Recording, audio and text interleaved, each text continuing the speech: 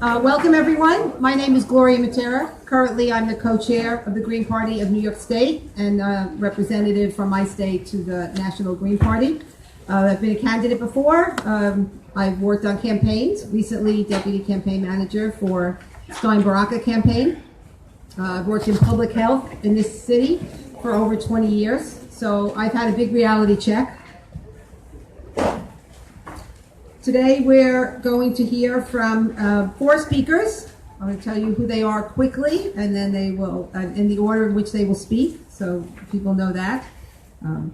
I also want to say quickly that I am one of the steering committee members of a group called Left Elect, which I'll talk a little bit about later. We'll have someone say a few words about that, but primarily when we had our founding convention in 2015, one of our kind of main goals was to create a dialogue for those who are committed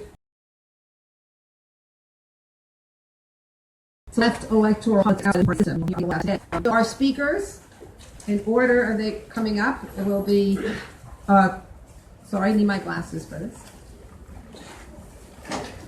Chris Hedges, who's an author, critic, and was a foreign correspondent for nearly 2 decades for a variety of news outlets.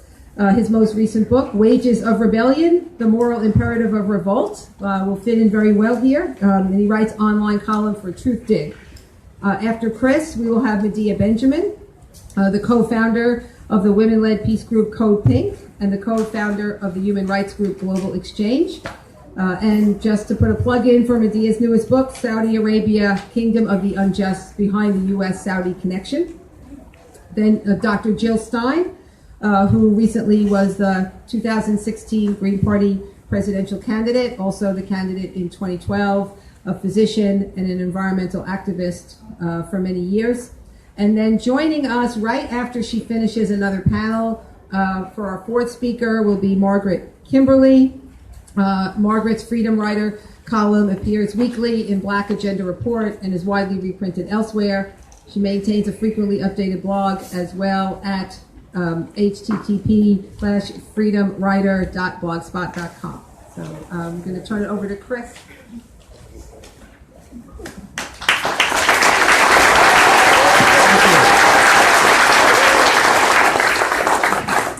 I want to use my 15 minutes to kind of lay out where we are politically.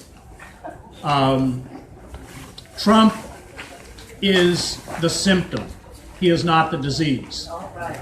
He is what has been vomited up by a dysfunctional political system that long ago ceased to be democratic and is best characterized, in the words of the political philosopher Sheldon Wolin, as a system of inverted totalitarianism. This is a phrase anyone who's read or heard me speak knows that I use to characterize the system of power. In short, inverted totalitarianism is different from classical forms of totalitarianism in that it is built around the anonymity of the corporate state. It doesn't overthrow a system and replace its symbols and iconography, but presents itself as paying fealty to electoral politics, the Constitution, the iconography and language of American patriotism, yet internally has seized all of the levers of power to render the citizen impotent. And that's where we are. And that's where we have been, I think at this point, arguably for 30 years. Certainly we can go back to Reagan, but it really was accelerated under the Clinton administration with the destruction of the liberal elite and the liberal class. And I wrote a long book on this called The Death of the Liberal Class. But you saw a transformation of our liberal establishment. Remember, Chomsky, I think, has given us the best definition not only of how empire works, but how a liberal class in a capitalist democracy works. It works as a kind of safety valve to ameliorate the capitalism we saw with the New Deal. And so you can, and as Roosevelt said, Roosevelt was quite frank that his greatest achievement when he saved capitalism. that's what the liberal class does from pressure from radical movements. And then many of you, of course, have read Howard Zinn's great work, The People's History of the United States. That work is a brilliant piece of history on many levels, but one of the most important aspects of that book is that it highlights how undemocratic the American system was when it was created, and how movements, radical movements, were the forces that open up that space. So in the name of anti-communism, certainly accelerated after the 1950s, those radical movements were destroyed.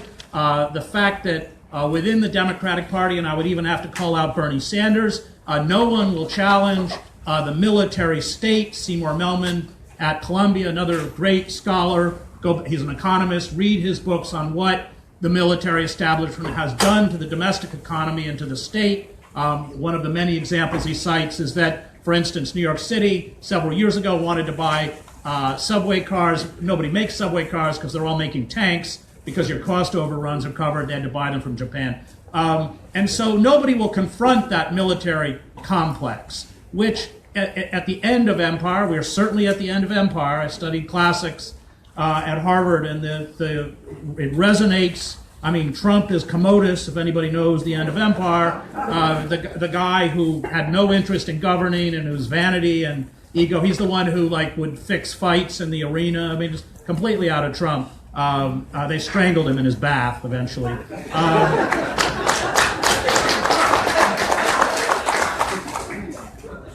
And what happened after is that you saw a reformist emperor. I don't want to make this too cute, but a kind of Bernie Sanders who wanted to take on the military power, and they assassinated him after 3 months. And then the Praetorian Guard just decided that they would give out the emperorship to the highest bidder. That's kind of where we are. We have had certainly for the last 30 years not a naked, but a powerful corporate kleptocracy, and this is the great damage that Bill Clinton did by continuing to speak in that kind of feel your pain language of liberalism and purportedly supporting liberal values, inclusivity, all that kind of stuff, while selling out, beginning with NAFTA, the FCC, welfare, of course. And every time I heard Hillary Clinton talk about women and children, I would think about how they started as a template in Arkansas and then moved on to the federal government, how they sold out, single mothers with children. 70% of the original recipients under the welfare program that Bill Clinton killed were children. And so what happened? We created a system, and I covered the war in Yugoslavia. I find many, many echoes of Yugoslavia here. It was more extreme at the end of the 1980s because you had a complete collapse. It was deindustrialization, but a complete and hyperinflation like Weimar. But there was an article today, for instance, on the front page of the New York Times that's worth reading about the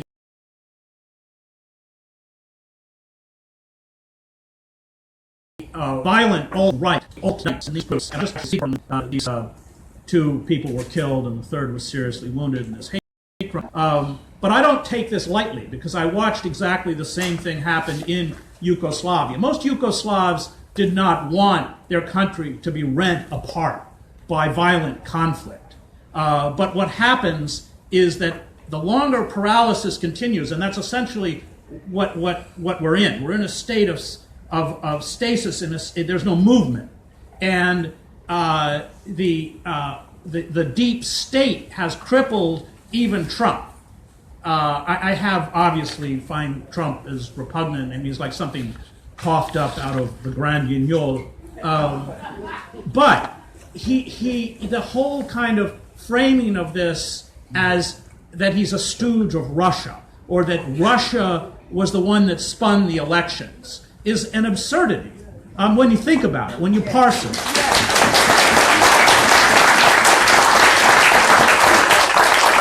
And let me throw in, because I did hear this kind of talk at the left forum in the past, it is as absurd as the idea that Ralph Nader elected George W. Bush.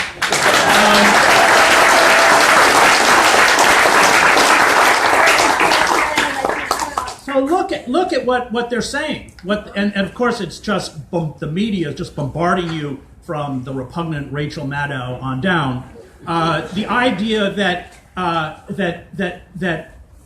I guess tens or maybe hundreds of thousands of Hillary Clinton supporters woke up one morning and read the John Podesta emails and said, "That's it, I'm voting for Donald Trump." That's kind of what they're telling you. Or if you read the 7 pages in the Director of National Intelligence report dedicated to RT America, where I have a show, and the power of RT America, which, let's be frank, no one watches, convinced massive numbers of Americans to vote for the Green Party. That's really it. And it is as demagogic as what Trump is doing towards Muslims, but it's demagoguery from the liberal elites. And it doesn't face the fundamental reality. The reason the Democratic Party got shellacked, and not just in the presidential election, is because they betrayed working men and women. They thrust a knife into the back of the working class. And, you know, if I hear one more time about the Clintons being a friend of African Americans, I teach in a prison, and I can tell you 80% of my students wouldn't be there but for Bill and Hillary Clinton. No, I'm not joking. Seriously, the 1994 Omnibus Crime Bill, what did it do? It exploded the prison population. I was up visiting Mumia Abu-Jamal, our great revolutionary, one of the most courageous figures in America, and one of our most important intellectuals. And he was looking around the room going, you know, none of these people would be here but for the Clintons. And that selling out came with an ideological a use of traditional liberal terms that became inverted. So, for instance, what did a post-racial America become? It became about a black president who was Cornel West served as a black mascot for Wall Street. What does feminism become? I mean, I come out of Andrea Dworkin, who is a feminist for me and a real one, and Dworkin said that feminism is about empowering oppressed women. It is not about a woman CEO or a woman president. And what's happened, and I just finished teaching a semester at Princeton, what's happened in the universities and in the liberal elites, if they have totally bought this mantra, that we will color code elitist institutions. Meanwhile, poor people of color and the working class and will be thrown under the bus. And that's precisely what's happening. I just want to end by talking a little bit about the white working class, which is a line behind Trump, which is angry, racist, xenophobic. All of these things are true. However, the pain of the white working class is real, and it's legitimate. And we are going to have to begin to build bridges to people who think differently than us and perhaps even say things that we disagree with. I come from rural Maine, and I can assure you many of my relatives, who I love very much, there were things that came out of their mouth that were highly inappropriate. They were poor, lower-class workers. And my rule was, you can say whatever you want when you go home, but you can't say that in front of me. But I still love you, and I care about you. And we have to, and I think Nader has been pushing this, and Nader is right, we have to begin to organize, and we're going to have to align ourselves or build movements, because at this point, I think it's good that we, run a Green Party candidate. I'm all for it, but I think at this point it is. I gave a talk on Gramsci last night. It is kind of like Gramsci trying to organize the Communist Party under Mussolini's fascism. They put so many roadblocks in that it's. Trotsky actually writes a lament for Gramsci for trying to do this. And I think that we're going to have to begin to find our strength by building a consensus around issues that people care about within their communities that are in many ways seen as apolitical but are not apolitical. That is raising the minimum wage. That is blocking fracking from destroying your water system. That is stopping Betsy DeVos from destroying your public schools. And it is going to come through acts of mass civil disobedience. And there's Ralph Pointer, who's led the life we should all lead, doing it.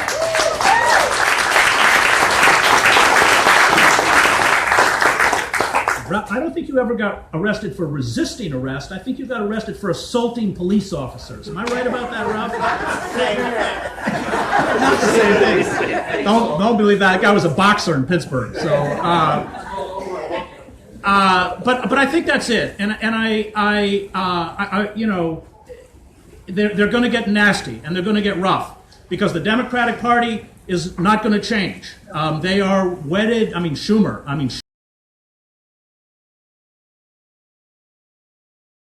As an alternative, and we saw with the 200 protesters at the inauguration, they are going to come down. We saw it with the brave water resistors and water defenders and Standing Rock. It's going to be dirty and it's going to be ugly, but it's the fight of our lives because, frankly, if we don't change this system as a species, we're not going to be here. Thank you.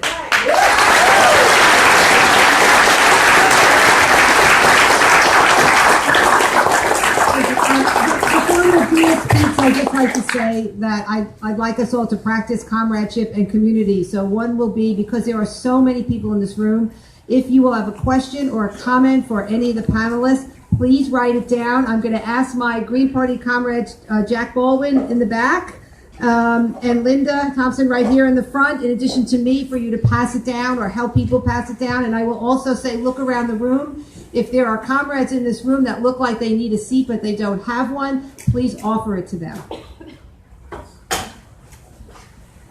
So I want to follow up on a number of the things that Chris brought up. And when we're looking at, do we need a new party or can we work within the system, I just want to talk a bit from experience. I moved to Washington, D.C. about 10 years ago because Barack Obama got into office and I thought, now we can really change things.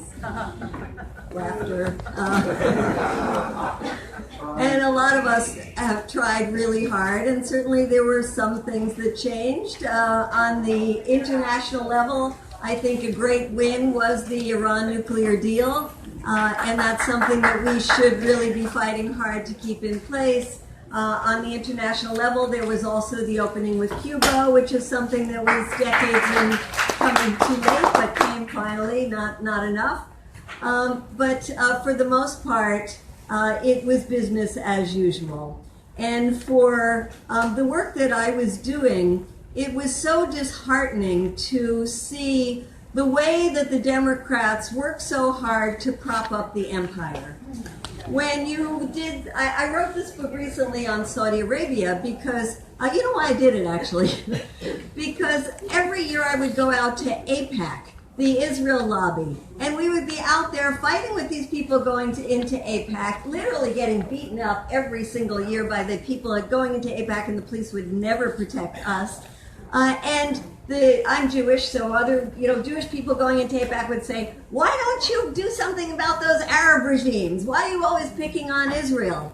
So I thought, maybe there's some truth to that, And I started researching and doing work around Saudi Arabia.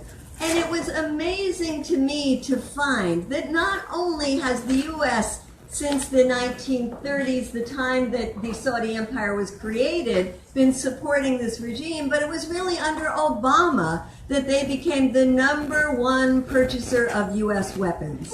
Under Obama. 42 separate weapons deals under Obama.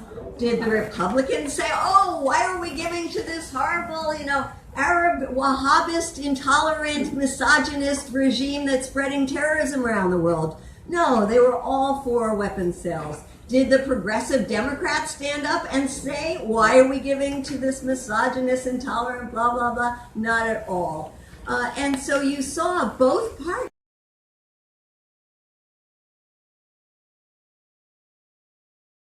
doing the most unthinkable thing if that was extremist ideology that forms the foundation of ISIS and Al-Qaeda. And so even today, when Trump goes to Saudi Arabia, and all of a sudden some Democrats are saying, ooh, what's he doing selling all these weapons to the Saudis?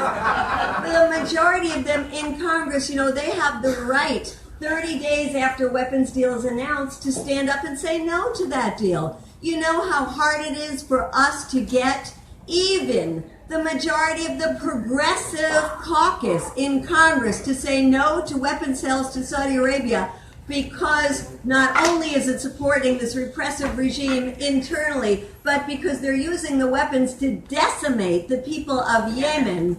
Absolute catastrophe what's going on in Yemen, and we can't even get the majority of progressive Democrats to say no. Now that is shameful. That is absolutely unacceptable.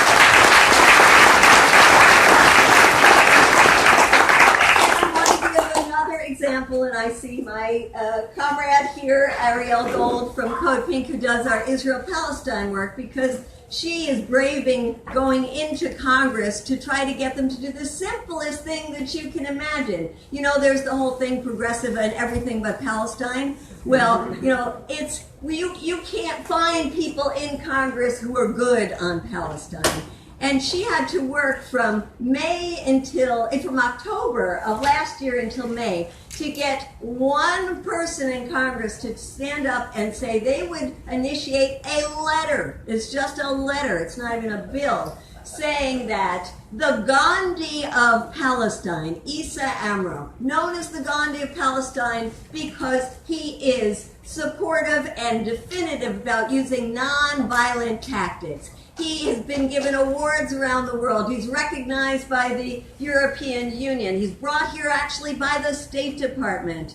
He says that he is facing 18 charges in a military court that has over 99% conviction rate. And we are trying to get somebody in Congress to stand up and say to Tillerson, maybe the Israelis should reconsider this. That's what they're asking for. It took months to get somebody to do it, and our goal is to get 25 members of Congress. 25. You know how many members of Congress we have, right?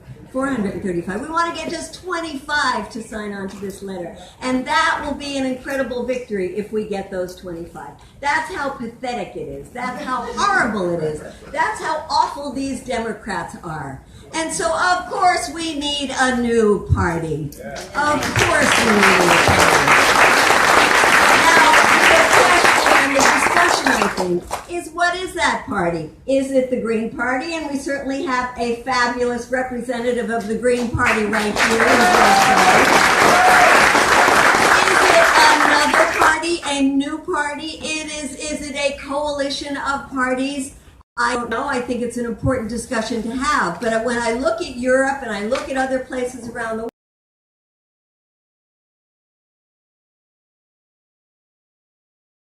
world, I see new parties in with fresh ideas. I don't know. I just say that we need something outside the two-party system, and that is for sure. What do we do in the meantime? We support the parties, the independent, the non-mainstream parties that do exist. What else do? We create more coalitions of coalitions. We create more networks that we can have both people involved in politics. Those coalitions have to form. I might be a minority in this room, but I also think we have to work with people who call themselves and consider themselves progressive Democrats. Because I think a lot of those people have many of the same values that we do, and we do need to work with them. I also think, see, there's some of us in the room. Didn't get a thunderous applause, but I got a couple. I also think that when Chris said about civil disobedience, we are not doing enough to show our opposition. I love marches. I go to marches all the time. I say a protest today keeps the doctor away. I'm always going to protest.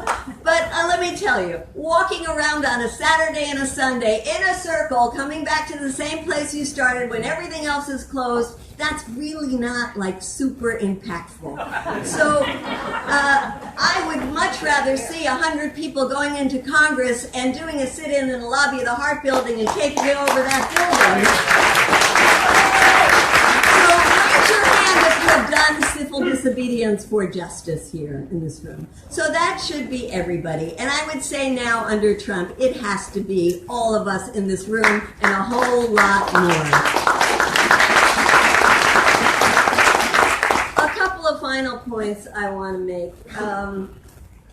One is that our wins are going to be on the local level, but we have so much, not only has the right taken over the White House and the Congress, but look at 2/3 of the governorships, look at 2/3 of the legislatures, look at so many of the courts on the local level. Where are we? We have not done nearly enough. We can name a couple of cities. We can name some, successes that we have at the local level, but we have to do much, much more at electing progressives at the local level, at doing good coalition building at the local level, at forcing city councils to pass resolutions from $15 an hour to sanctuary cities to say hell no to another $54 billion for the Pentagon. Whatever, those kinds of things, we have to have more and more of those that we're forcing our city councils and our mayors to do. And I think also we have to, while we are taking down this system, we have to be building up the alternatives. And I'm so glad that there are so many sessions here at the Left Forum that talk about everything from worker co-ops to credit unions to public banks and all of the pieces that we're creating of a new economy. But there is also the way that we live. I always thought that living in a nuclear family was kind of a silly way to live. But we have not created enough alternatives where we really have different lifestyles that are so appealing for people that no matter what their ideology is, they want to come and be in our alternative lifestyles. And it is beautiful to see out of so much of the problems in places like Detroit, those kinds of things popping up with beautiful urban gardens, with communities coming together.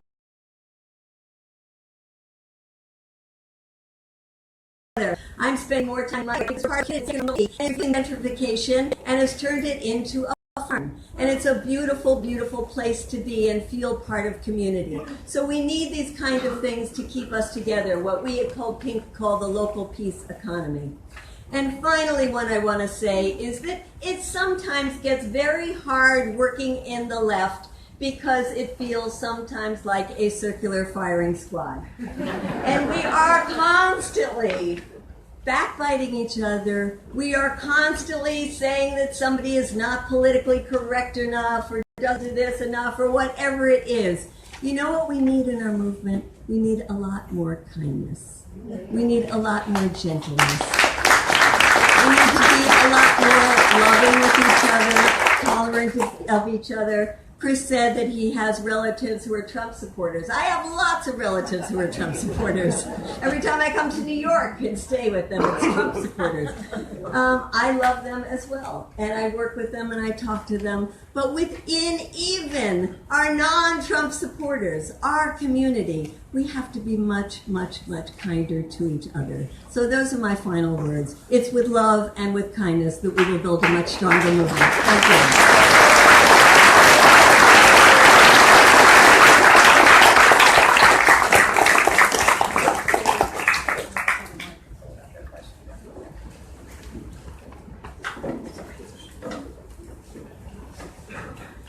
So it's really great to be here and to see this room really full. How many were here for this event, this panel 1 year ago? This same kind of panel with many of us on it. And you know, it was a very different world a year ago. Yeah. And there was so much hope and energy and effort that was being put into the Democratic Party. No offense, but there was a great, there was a great hope out there that the Democratic Party was finally going to do it for us. And some of us did not share that point of view. That's what that panel was about a year ago. And as we approached this date, Linda and I sort of said, you know, how can we let this day come again and not take a look back and not think about, did we learn anything from that experience? Yes, it's very important that we respect each other. It's very important that we be kind with each other, but it's also very important that we recognize that the clock is ticking. And this is kind of a Hail Mary moment right now. What we went through with Bernie Sanders, many people went through with Barack Obama. Many people went through with Dennis Kucinich. Many people went through with Jesse Jackson. Many people went through with the realignment campaign. Anybody old enough to remember the realignment campaign in the 1960s, which was where labor and the civil rights movement, two incredibly powerful movements of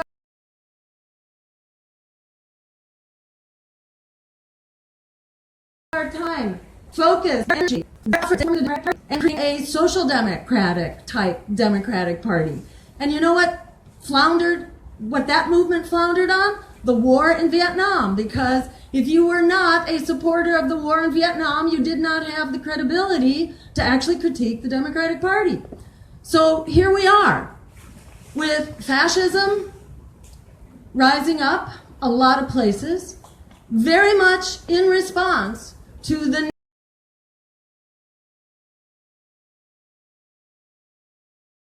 neoliberalism who deregulated Wall Street. It was Barack Obama who bailed it out to the tune of trillions of dollars while allowing Main Street to basically collapse. We are really at the end of the road on the environment. I was reminded today of a study that came out several months ago from the World Wildlife Fund that half of the world's wildlife is gone. Half is gone just since 1970. You can imagine what it was going back a century. You know, we really are at the Hail Mary moment here, and we can't keep doing what we've been doing on nuclear weapons. You know, we are perhaps at one of the most dangerous moments ever, where the Russians are moving their mobile intermediate range missiles with nuclear capacity up to the border because they've been surrounded by our missiles and our nuclear weapons over the past many decades, and NATO for that matter, which promised it would not move 1 inch to the east of Germany at the time of German reunification.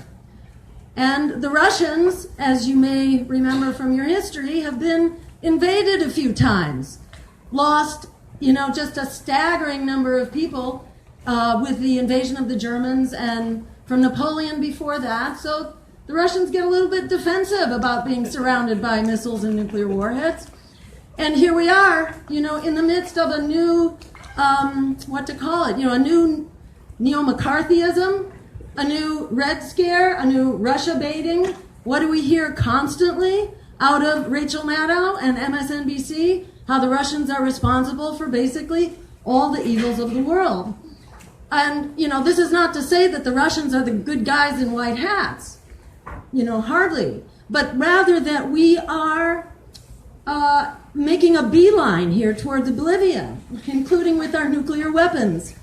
And if we were engaging in Syria, as Hillary Clinton, for example, wanted us to do with a no-fly zone and be shooting down Russian airplanes, you know, would we even be here today? I don't know.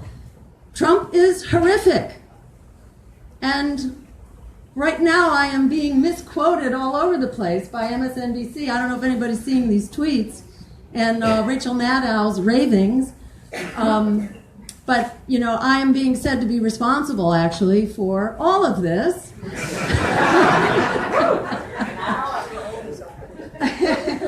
Really, and I am so honored to be considered that powerful.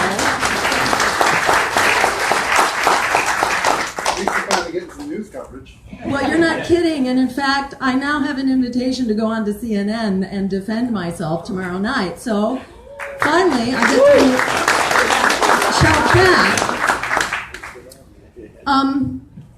But it's been incredible. The nuclear issue is really serious. It cannot be overstated.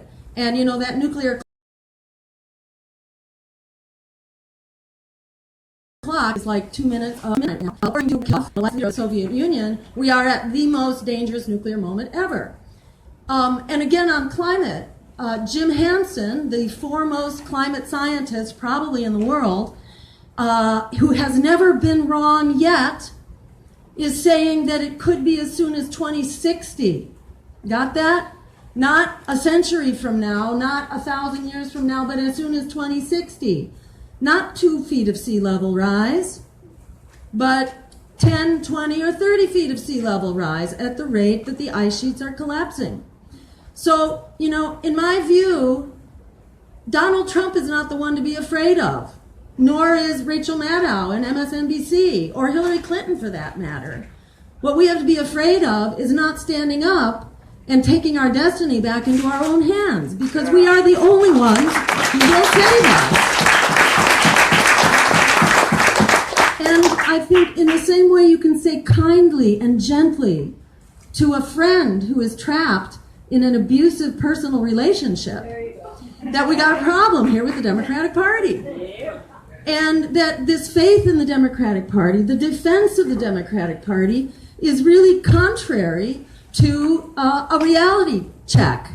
And that was what we had in mind when we talked, what I had in mind when we thought about calling this a reality check. A reality check about where do we stand in terms of our survival, in terms of fascism, the hope that democracy will survive, that our planet will survive, that our economy will survive, that racial justice will somehow, be resurrected out of our prison system and out of our drug wars and out of the battered economies of the African American communities, not just in this country but all around the world. We've got a critical problem here, and we're not going to get out of here by running through the same paces. And for those who continue to put their hope and faith in the Democratic Party, I think, in the same way, if you had a friend in an abusive relationship and their life is at risk, it's really important. You owe it to them to at least have a gentle discussion. And, you can't take people where they're not going to go, but you do owe them an honest discussion and just an honest sharing. And I think any accounting of the facts here is that we can't keep doing what we've been doing. And I think that means, that doesn't make it easy. It's not easy to develop a new political party. And let me say that, the Green Party I see as sort of the foundation because it is a national party. If you have not been involved in establishing a new national party, then you have a very rude awakening about what it is like to establish a new political party in the context of 21st century America. Everything is tilted against you. It is not easy, but we do have a very hard-won foundation, which is open. It's open for joining, for discussion, even for, a new name if we had to entertain it. I find so often this boils down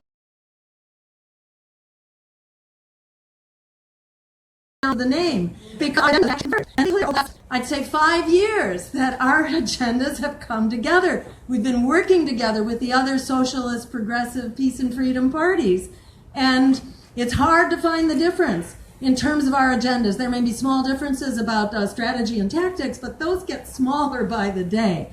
So I think this is a really good news story, that we have a springboard, we really have a perfect storm, and in fact, we really have no alternative. That is the only way forward in which we are going to get out of here alive. And it's happening much faster than any of us would have dreamed, for better and for worse. And I think Donald Trump, in an odd and ironic way, Donald Trump is sort of the silver lining that makes us see, as Chris was saying, he is the symptom, he is not the disease. He is the product. Remember, most people who voted for Donald Trump were not voting for him. This was shown by many studies. They weren't for him. They were against what the Democrats have to offer, which tells us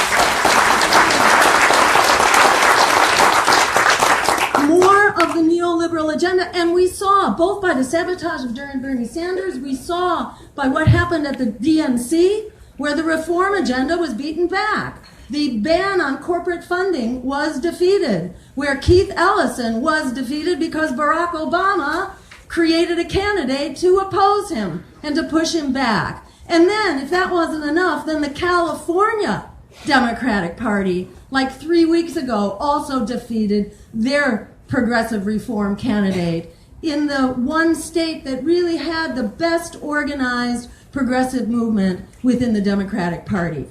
How much longer are we going to wait? We got 2 feet over the cliff. We are in a free fall. If we get out and we organize in a social movement as well as in a political movement, we can take our future back. We can create an America and a world that works for all of us, that puts people, planet, and peace over profit. We have the power to create that world. If we don't do it, no one will. I hope you will be a part of that fight. Thank you.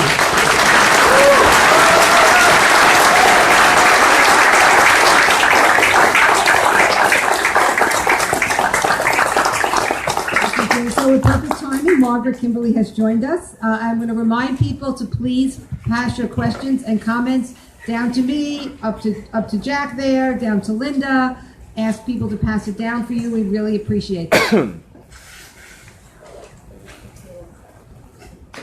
Good afternoon.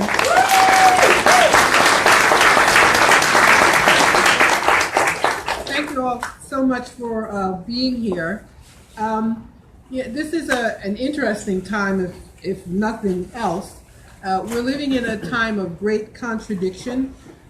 Trump symbolizes many of those. But the world is he's president because of these crises. The crisis of legitimacy, which delegitimized elite consensus, which is why they go on and on about fake news, because people are clearly, for many reasons, not believing it anymore. But the crisis is economic. The capitalist system is under great stress. It provides fewer and fewer benefits to the masses of people. It's on its last legs, but that is also what makes it so dangerous. And it explains everything from the Brexit vote to the heightened imperialist imperative. It explains the whipped-up frenzy of Russophobia and the attacks on a right-wing president by the elites and by the deep state. Ever since Trump took the U.S. out of the Paris Climate Agreement 2 days ago, and we've been hearing a lot of, and we should, about the danger of environmental collapse and even mass extinction. But at the same time, I think we need to point out that this Paris Agreement was not everything that we were told that it was. Of course,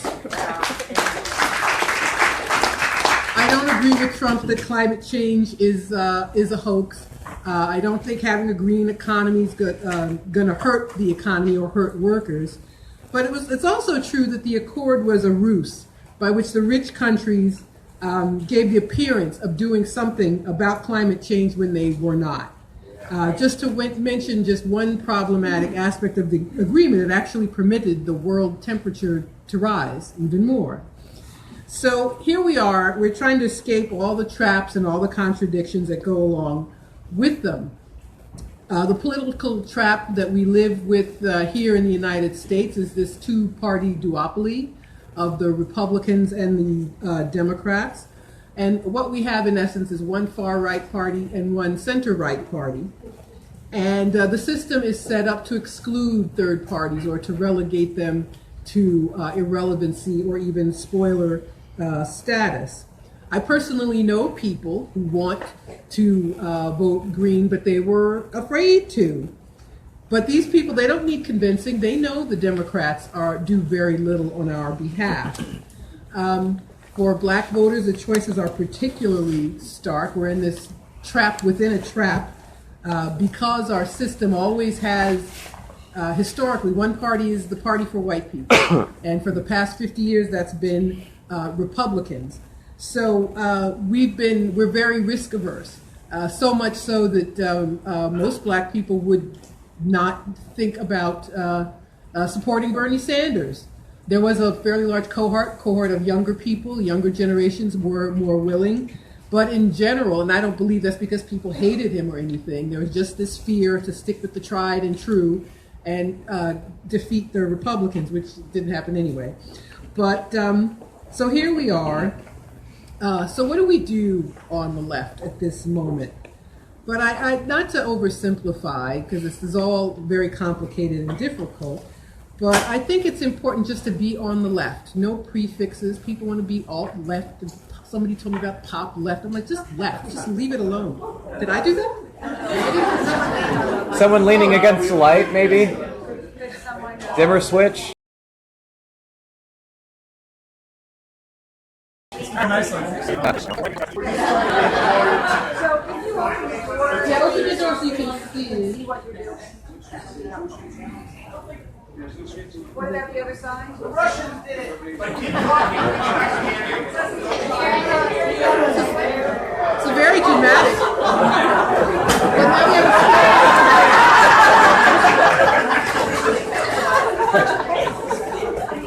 okay,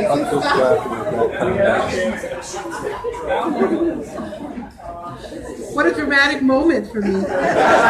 So at any rate, where was I? Yes, White People's Party. So Democrats are seen as the only game in town that keep the even worse barbarians outside of the gate. And I say that we should just assert our leftness despite the challenges presented by the duopoly. And I don't think we should shrink from hurting a party which already has hurt itself and which needs, frankly, to be hurt some more. So Trump's victory presents us with an opportunity. On election night, when it was about 10:30 Eastern Time, and I realized, oh my God, she's going to lose, I had to rewrite like many other people, I had to rewrite my Black Agenda. But her defeat was actually, when I think about it, not surprising. This was a culmination of years of Democratic Party losses. The last success was 2008. Obama sweeps in with Democratic control of the House and the Senate. But their only signature achievement, and the one thing that everybody shoved in your face if you dared question them, Obamacare, what about Obamacare? Which could be gotten rid of anyway. And I'm not going to say it didn't do anything. It was especially important in those states that accepted the Medicaid funding. But it also enshrined reliance on the for-profit system, which is the cause of all our healthcare problems. And so most voters want Medicare for all. That's what people want.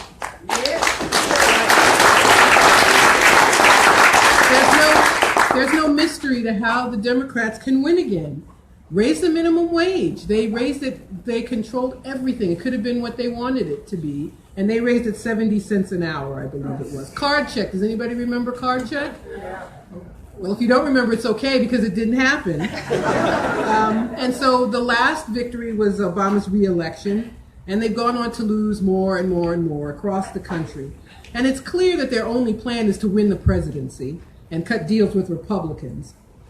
And for that meager effort, we're told to be grateful. And then, of course, they couldn't even get that right.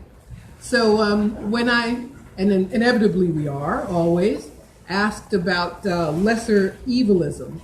Well, first of all, the Democrats can't even win anymore.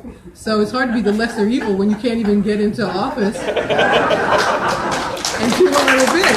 So at this point, supporting them for that reason is selling your soul literally for nothing at all. We do have to, yes, acknowledge how our system diminishes the role of third parties, but I say put the Democrats out of their misery. We could be the second party.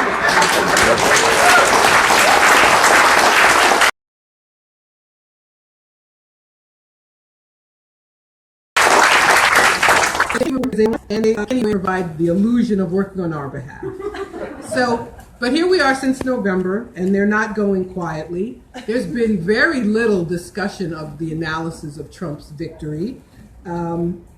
We're told Vladimir Putin is to blame, unless he told Hillary Clinton, you got Wisconsin and Michigan and Pennsylvania, you don't have to show up. So unless he did that, you can't blame him. The FBI director, Comey, I believe, was covering himself because he knew she was in serious legal jeopardy. But I believe things had already been settled, frankly, by that time. So the Democrats are the problem themselves, and they've lived off this undeserved reputation for years and years. And the less and less they do, the fewer votes they get. And they don't give people what they want because they're captured by corporate interests. So if you provide Medicare for all, you don't get the money from Big Pharma and the insurance companies. If you advocate for a higher minimum wage, then that costs big business money, and that's why they don't do it. They hope that Republicans will be unpopular, or we'll just tell people how bad Trump is, and then we can get back in. But they wouldn't even go through the motions of supporting some part of Bernie Sanders' policy. Jill referenced the DNC chairmanship race, and Keith Ellison, who instead of supporting him, and just to be politically cynical, say, well, we'll make it look like we're doing something for Bernie's people. Nope. They went and found Tom Perez and created this candidacy so he could try to keep selling what people weren't buying. But that is why we are where we are now. The bloom was already off the rose. And but despite having raised $1 billion, am I the only one who says, if you have $1 billion, how do you lose? Has anybody else had that thought? What was she paying for? Nobody, they had some logarithm or algorithm which said, you got this state, you got that state, you don't have to go. Anyway, but so here we are now, so Trump. The elephant in the room, the guy who, it's hard, you can't ignore him when he's, when he's not shoving the president of Montenegro, he's got tweets with typos and his dumb son-in-laws running foreign policy. There's always something, and you can't take your eyes off of him, and it's hard for him to be ignored. But he's going to be the president until January 2021. I don't think he's going to be impeached. The Republicans would have to be the ones who want to do that. He'd have to be a true liability to them. And I don't think the Democrats want him. They want to run against him. And he's their fundraising and vote-getting poster child. But so here we are again, where we were in 2001. And as I've said, we need to be unapologetic about where we are and keep building our movement. And it's time, I spoke of crises, but creating a crisis is also a good thing. That is how movements are successful. If you think about the 60s and the liberation, the so-called people lived in the South and could not vote. This is what a mass movement can do. And it was, it's hard. It's been a long time since people have seen this in action. So it will be difficult, but not impossible. And there was no compromise as there is now. There was debate. Should we confront Lyndon Johnson? He's already done so much for us. People wanted to confront Dr. King. There were differences in strategy. But there was always somebody who did it. And no one just said it's a lesser evil or you can't say anything about this one or that one. People stepped forward. And that is what we have to keep doing now. So, but it's been a long time, as I said. And now that all that energy, the environmental movement, Nixon did not create the EPA because he wanted to. There was a huge movement. A huge campaign against Congress members called the Dirty Dozen, and a lot of them lost. And he got the message, and we got an EPA. So those are the things that we have to remember about what we did and what other people did before us. So here we are with Trump, but I think it's important not to be fooled. It's unfortunate that presentation is everything. And Obama could deport people, but he's Obama and very polished. And he's nice to his wife in public, and he's not pushing anybody around or doing anything crazy. So we accept, wouldn't it be nice if we had him again? But I don't know what the substantive, I'm not saying there are no substantive differences, but there aren't enough for people to just fold their tents and act as though the Democrats, that we should want them to be back in office. And I'd like to talk about something else, I know my time is short, about election integrity, about voter suppression. Hillary Clinton lost key states, I'm sure of it, because of voter suppression. But she has said nothing about, she finally did a couple days ago. She and other Democrats, the Congressional Black Caucus, have said nothing about that. And John Lewis, Congressman John Lewis, civil rights icon, I don't know how you get designated that, but he said Trump was not the legitimate president, and when asked why, did he say it was because of voter suppression? No. Did he say it's because of voter ID laws? No. Did he say it's because of the Electoral College? Nope. He said it's because of Russia. And he and the rest of the Congressional Black Caucus don't even talk about black people anymore. So this is where we are now, and that, I believe, makes the case for not apologizing by cutting them loose and by working together, by running candidates for office. I don't think we really have a choice. We live in a world where 8 billionaires have as much money as half the poor people, something like that. And the climate crisis, which is real and severe, which is going to continue even if the United States stayed in stay around and stay the course and keep doing what we've been doing. Thank you so much.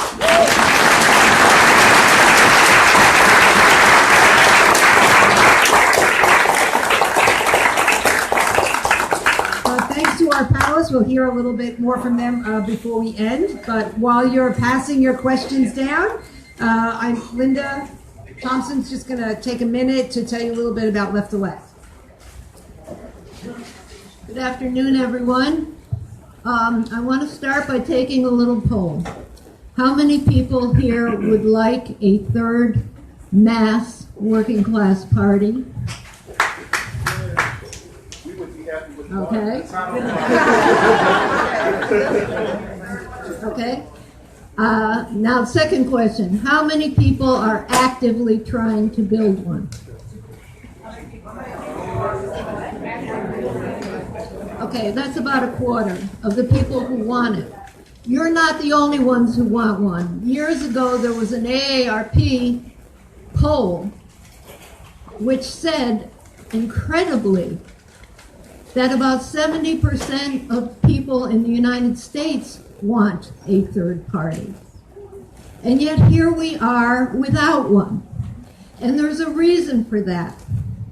The reason is that the left has lost confidence in itself. We have been brainwashed to believe that we cannot do it. So Left Elect came into being to begin that discussion of not just dreaming about one, not just talking about one, but beginning to not build, but lay the basis for building a third party. And what we did was draw together all the independent campaigns left of the Democratic Party around the country, and it was a very broad coalition that came into being, including socialists, the Green Party, people who ran on their own as independents, and we held a conference in Chicago in May of 2015. And let me tell you, for having a coalition of left parties and individuals, it was a wonderfully collaborative affair. And people were working together. There were deep discussions exploring this dilemma that we find ourselves in of not having this mass party that we so badly need in this country. So that is what Left Elect is about. I'm going to put sign-up sheets on the end of these tables so you can put this over here. I need a little help with the microphone, sorry, because we're supposed to move it to the table for the... Okay. All right. So anyway, there are two things coming up that we want to look to. There's democracy and it's going to be dealing with instant runoff voting, which is the key dilemma that we face. A lot of you know that, but we have to begin to deal with it. And what I want to encourage you all to get on our mailing list, to sign up, and begin to collaborate with us on laying the basis for this mass party. The Green Party certainly deserves the support of the entire left. It may not be the final solution. There may be coalitions that come into being that will make it broader than that, but it's certainly part of the answer. So, I'm really sorry we're over time, and I need to give the panel an opportunity and people in. Thank you.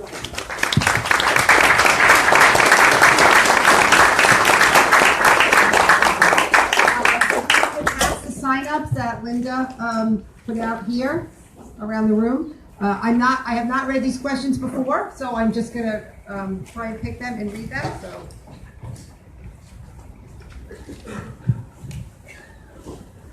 This is for the whole panel. Do you support the foundation of a new independent political party of working people? And we'll have anybody on the panel who wants to answer. Could you repeat the question? Yes. for dramatic effect. Right. Yes. It's the use of, does the panel support a new independent political party of working people?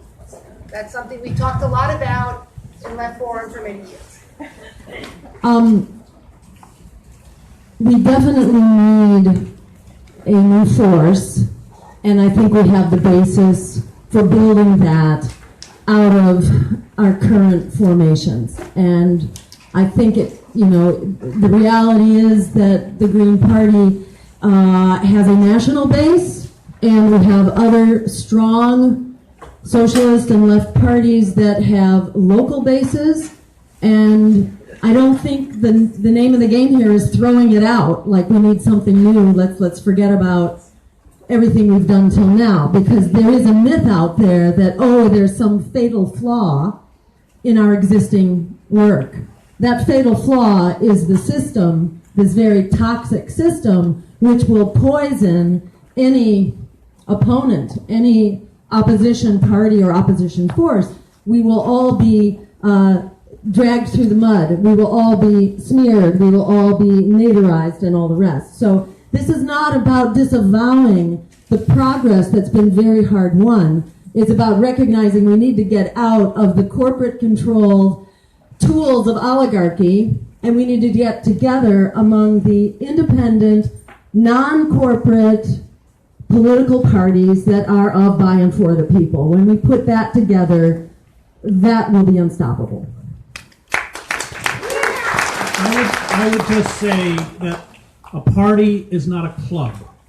And there are certainly segments of the Green Party that function as clubs. By which I mean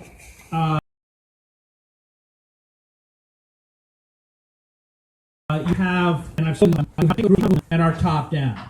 And I think if the structure of the Green Party is to be amplified and perhaps even rejuvenated, those kind of ossified clubs have to be broken, and they have to be infused with people who come out of movements, especially people of color. The Green Party is far too white.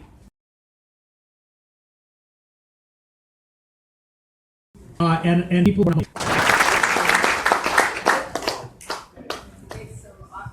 Well, and I would also say, having run myself for the Green Party, that we put far too much energy in the top tiers of running and far little energy in the local city councils and the school boards and the places where independents can win, and we can show what we can do on the local level and show the party as one that really gets things done. So I would just go for a lot more of the local organizing. And if I can just quickly add that the vast preponderance of the party's work is at the local level, but you will not hear about it. Regrettably, we have to run at the higher level in order to maintain ballot status. So we are forced to do this, and regrettably, that is what the media pays attention to. But our effort, is much like that of the socialist Eugene V. Debs, who ran repeatedly at the national level and helped galvanize the victories of socialist and progressive party candidates at the level of school boards and mayors and city councils and even governors. There is a sort of an ironic interplay between the visibility that you can get as a national campaign and then the power that you can organize at the local level. But it's not easy to do any of it in this day and age, and we will only get the party that we deserve by getting out and getting involved and making it so. Thank you. I want to move on to as many questions as we can. Should the left compromise to prevent another couple of state legislatures falling under Republican control to avoid a Koch-led constitutional convention, calcifying austerity, and anti-environmental policies barring real revolution? So, summing up, should the left compromise and not let the Republicans take any more state legislatures?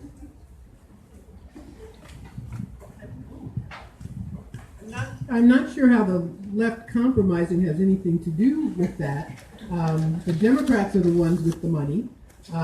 They are the ones who let this happen. So I'm not sure that that's a question to put to us. I suppose it is the question, should we work with the Democrats to keep the Republicans from taking over these seats? I guess we can, but you have to make demands. It should not just be, oh, yeah, we're so scared, we're going to help you. No, there should be, compromise implies that there's been discussion and debate and demands being made. So I would say yes, but it should not just be, allow ourselves to be treated like doormats in the name of being loyal.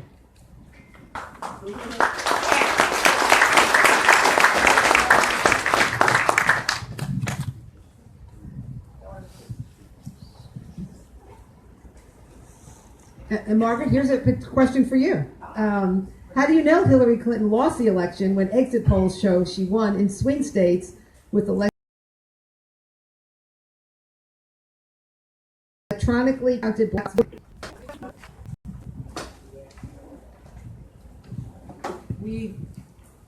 The way these votes are counted is very mysterious. We don't have proof of how people voted.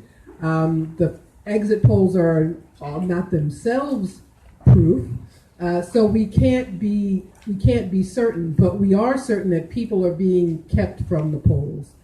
People are being denied the ability to vote, and this is a national scandal. For years, we've had black neighborhoods not get the same number of voting machines or get worse voting machines. And then it's voter ID laws. Then there's this, is it called cross-check? Yeah. Where they say if there's a Margaret Kimberly in New York and one in New Jersey, they say, well, one of them's a fraud and this person loses their right to vote. So that is what we do know. And we do know that the Democratic Party doesn't care about it at all, doesn't care about the votes of their most loyal constituency.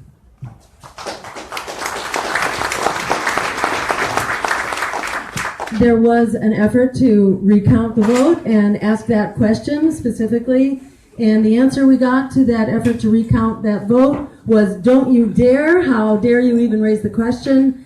I think, we need a unified movement for voting justice, and it's about ending voter suppression, it's about ending the disenfranchisement of felons, it's about ending interstate cross-check and voter IDs, and ending the use of these hack-friendly, tamper-friendly, error-prone electronic voting machines. We deserve a paper ballot, which is hand-marked and hand-counted. It's not rocket science. Over and over you find these issues are not rocket science. It is about our having a strong and powerful unified movement that will not give up. I'm a Puerto Rican Dominican American, and I'm convinced that the Green Party and non-establishment progressive Democrats can best help my community. What can be done to convince Latino voters to vote for the politicians that really care about them?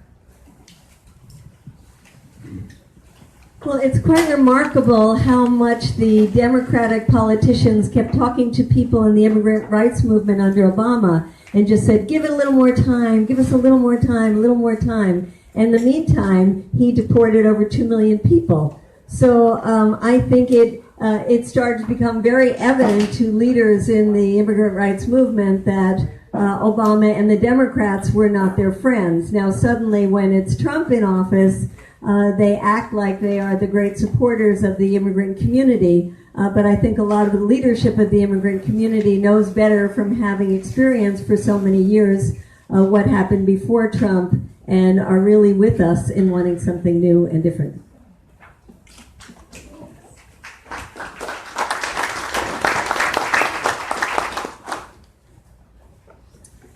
On the federal level, what about brand new Congress? A tactical strategy using the institutionalized power and privilege, but primarily taking the power that the two parties have.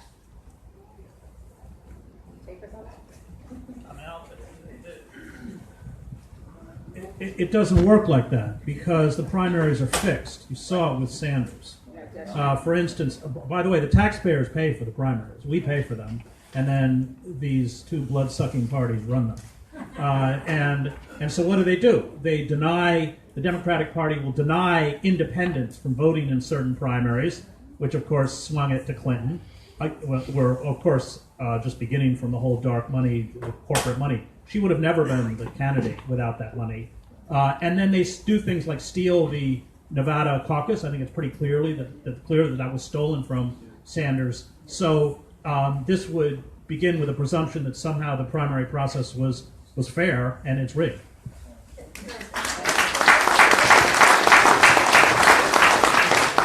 I don't think that's always the case, and I think it's good to make those challenges. When you see that a couple of people like Pramila Jayapal from Washington State, the Seattle area, or you see Jamie Raskin from Maryland, these were people who fought hard in primaries, didn't have the backing of the establishment Democratic Party, and won. And they make a big difference. Having just some real Congress people in Congress who care about the grassroots, who come from the grassroots, who have connections to the grassroots, makes a big difference.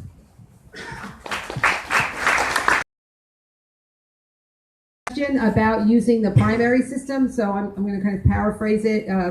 It basically talks about the great accomplishment running in the primaries and using states that allow cross endorsement. And so I'm going to answer that question right now. Being the chair of the Green Party in New York, where we are one of the few states that have fusion.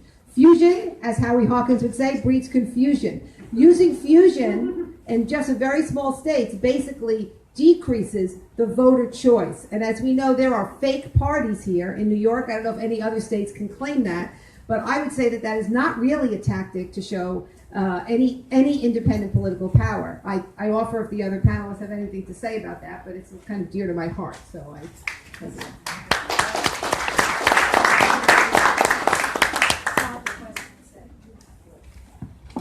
It was a very long, hard to read question. But if people have more questions, please continue to pass them down.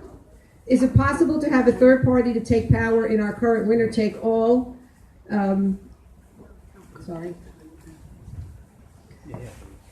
First past the post system, and is there any way to have a national movement for ranked choice voting?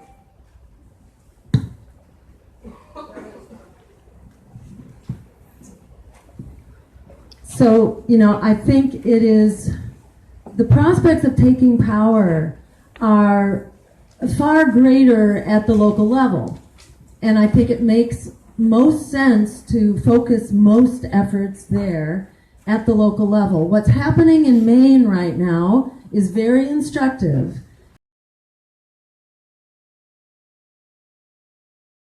In Maine, they passed voting, and obviously they find it, and in the process of trying to repeal it as we speak. Same thing happened in Massachusetts about 18 years ago. We passed campaign finance reform, and we passed public financing by a voter referendum overwhelmingly. And then the Democratic legislature, you know, in progressive Massachusetts, the Democratic legislature repealed public financing of our elections on a voice vote, which is what persuaded me that if we want to get these basic democracy changes on which everything else depends, we need a political revolution. And I mean both in terms of the party and the vehicle, as well as what our goals and our objectives are. And I would love to be persuaded otherwise, but my experience as an organizer and as a political animal, which didn't start until the age of 50 years old. I was strictly a social movement person. I came to this very late in life, and I really got tricked into it and discovered that, wow, there was a very powerful conversation that people were really hungry to have. And in my experience, nothing else was working. Might as well try electoral struggle. But in my 20 years of experience now in that electoral struggle, you know, I wish I could be persuaded that we get somewhere inside the Democratic Party. I just keep seeing us take significant steps and then get shot down, and then get shot down, and then get shot down. And it makes me allergic to trying to work within that system.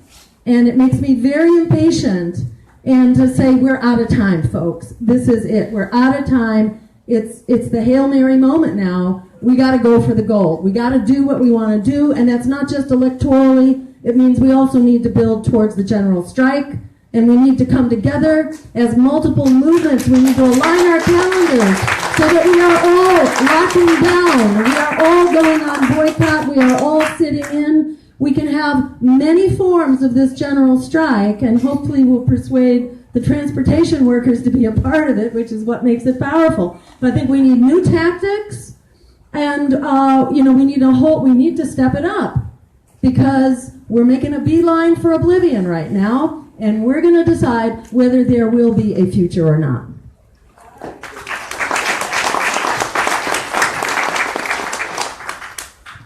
So in the effort of transparency, I was given a clarification about the last question that I raised, so I will read it.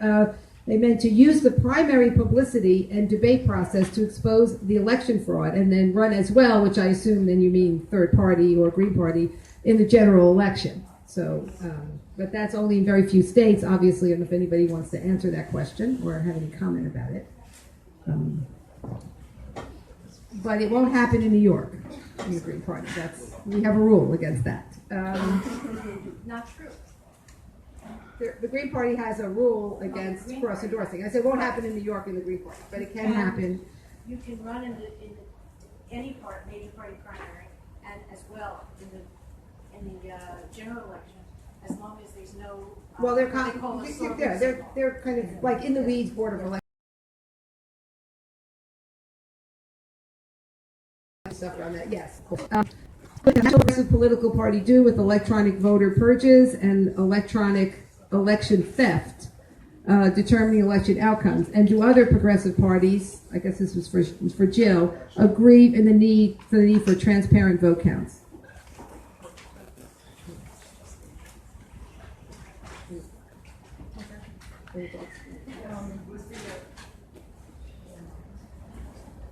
We can move on.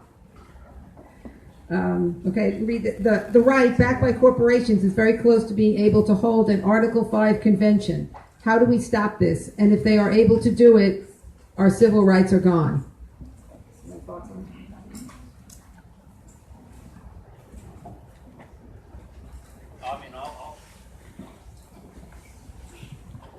You think you have civil rights?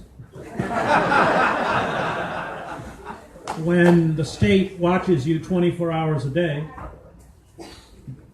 stores all of your electronic communications, photographs you God knows how many times a day, that you can't use the word liberty. That is the relationship between a master and a slave. Habeas corpus, due process. I tell you, I've taught several hundred people in prison. I could probably count on two hands the number who actually had a trial. The NDAA, Section 1021, overturning the 1878 Quasi Comitatus Act, which had prohibited using the military as a domestic police force, the right of the executive branch to assassinate American citizens. And you look at how the court systems have been twisted through SAMs, special administration procedures, where you can be tried for what you believe, not for what you did. That's what Fahad Hashmi was tried for. You can be tried under SAMs where you're not even allowed to see the evidence because it's classified, courtesy of Ronald Reagan. You can have no contact with anyone except limited contact with your lawyer, and your lawyer can't speak about the psychological and physical conditions which are called torture that you're under, including down here down in the jail down in, what's the name of the jail down there? Rikers. Not Rikers, the other one. Attica? Huh? Attica? Yeah, the MCC. So, I mean, this idea that we have rights, we've pretty much been stripped of most of our rights, including the right of our vote. We can engage in the political theater, the political charade, but as soon as these people get to Washington, who writes the legislation? K Street. It's all the lobbyists, and we talk about people in primaries.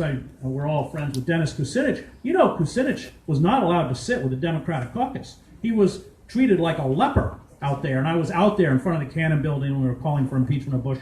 I mean, so I think we have to have, and this is what's so frightening for me about having a figure like Trump in the White House. The establishments, both Republican and Democrats, over the last few decades have given the ability, whoever sits in it, to flip a switch into a police state.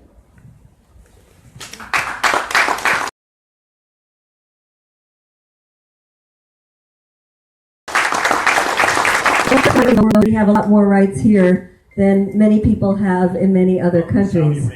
Not just Saudi Arabia. You pretty much go anywhere in the Middle East. We have more rights. We have more rights than many people who are living under much more difficult conditions, a lot of it because of U.S. occupation. So I think we have to recognize that the less we use those rights, the less we have them. And it's important, especially at this time, to really exercise the rights that we do have.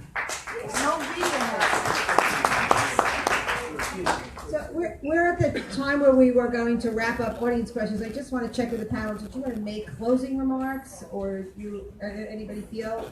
Okay, so can I just address this? I mean, I love Medea, but and she's one of the activists I admire most in America, and she has put herself on the line in ways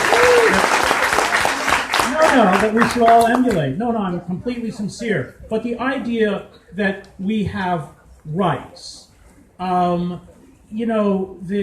fact is that the way rights are taken from you, if you read Hannah Arendt or any of the great writers on totalitarianism, is that you take them from the vulnerable, the marginal, the demonized first. And what you do is, at that moment, and you walk into any inner city in this country, and those are miniature police states where people live in terror. And I don't use that word lightly, terror. And when she writes in Origins of, she's writing as a stateless person. She's in France. She's been held by the Gestapo for 3 weeks. She's stripped of her German citizenship. And she says that once you create the legal and the physical mechanism to turn rights into privileges, which we have done in our marginal communities, then, the moment there is unrest, you have both the legal and the physical mechanism to take those rights from everyone else.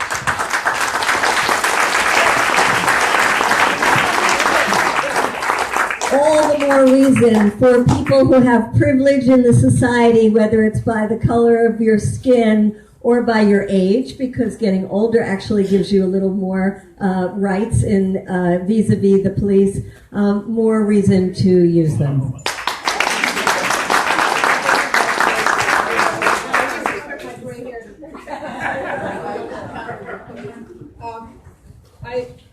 want to emphasize what I don't want to repeat myself too much, but is anyone here registered to vote not as a Democrat or a Republican, registered under some other party? Very, very wonderful.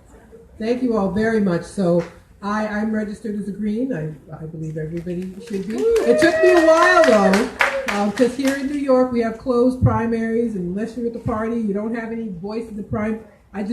But I reached the point where I said, never mind, I don't care anymore.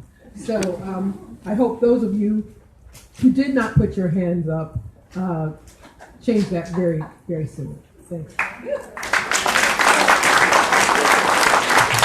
So just a couple of things. There's a last question, which is for Jill, and then I'll have her. She wants a couple of closing comments if nobody else does. But before that, I will remind people to sign up on the left mailing list. So Jill, what is the Green Party doing to organize at the local electoral level? And then you can, if you have anything to say about that, and then you kind of do your sum up and we'll close out. Yes. So there is really a huge upsurge going on in the Green Party right now, and we have lots of new chapters, lots of new people coming in, lots of interest in running at the local level. And we are scrambling as fast as we can to try to help support those candidates. And that means candidate trainings, trainings for treasurers and campaign managers and the things that you need in order to run a campaign. We are trying to set up right now a clearinghouse for tools for candidates, including prototype materials, some best practices in terms of proposals at the local level, from public banking to community gardens to cooperative housing. So we are in the process of developing these tools. We came out of the last election with more fundraising capacity, more organizing capacity than we'd had before, but it's still not anywhere near what we need to be doing. And it's different state by state. I'd say New York is one of the better organized states, and there are people right here that you should come down and talk to if you are interested in running in New York State.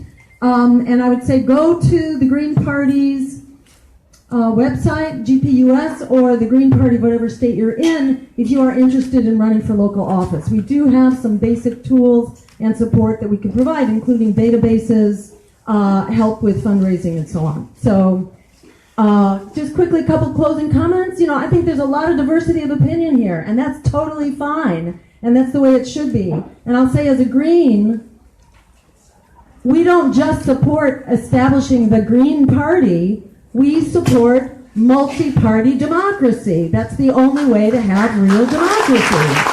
So our interest is not imposing the green stamp on everybody out there, but it is a vehicle that we've got right now, because we've got a lot of work to do before we're going to be a multi-partisan democracy. We're going to have to be have an independent third-party democracy before we get to those reforms that will make it a multi-party democracy. So I just want to encourage people to think about, joining up at whatever level, including Left Elect, which embraces all of the independent, non-corporate political parties. Because, in the words of Alice Walker, the biggest way people give up power is by not knowing we have it to start with.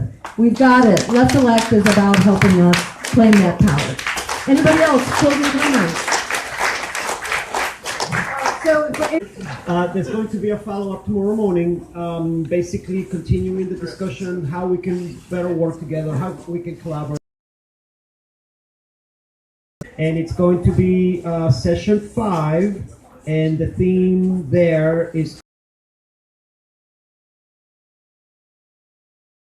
going to be, and that's going to be on room 1. You can go to the Green Party table, and there's 182. Yeah, 1.82. That's tomorrow morning at 10 o'clock. Thank you, everyone. Thank you for letting me know that. Thank you. And thank you to Gloria Matero for facilitating, and thank you to Linda Lance for organizing this in the first place. And thanks to everybody for coming. All right. Go get them.